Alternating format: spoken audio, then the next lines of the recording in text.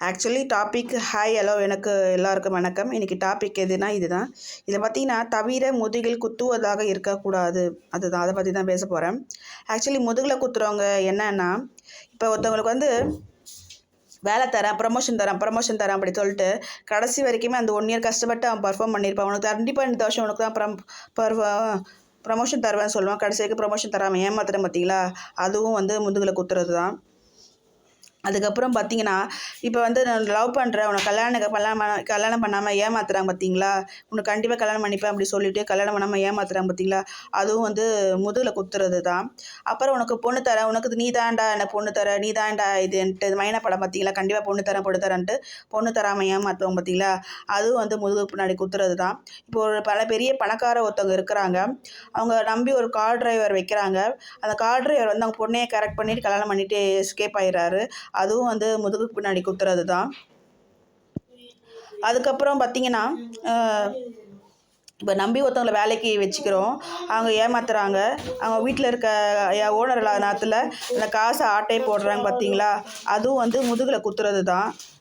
இப்போ ரீசெண்டாக நியூஸ் வந்து பார்த்தீங்கன்னா, ஒருத்தர் நம்பி வேலைக்கு வச்சுறாங்க. 15 வருஷமாக அந்த கம்பெனியில் வேலை செய்கிறாங்க.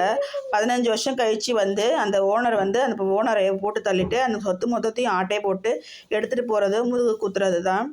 இப்போது சாப்பாடு வாங்கித்தரேன்ட்டு அப்படி கூட்டிகிட்டு போயிட்டு சாப்பாடே வாங்கி தராமல் ஏமாத்துறது, அதுவும் முதுகுக்கு பின்னாடி குத்துறது தான்.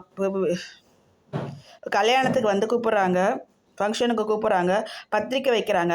பத்திரிக்கை வச்சுட்டு அந்த கஷ்டப்பட்டு நம்ம அவ்வளோ தூரம் போகிறோம். போனதுக்கப்புறம் வந்து நம்மளை கண்டுக்கவே மாட்டாங்கன்னா ரொம்ப அவமானப்படுத்துவாங்க.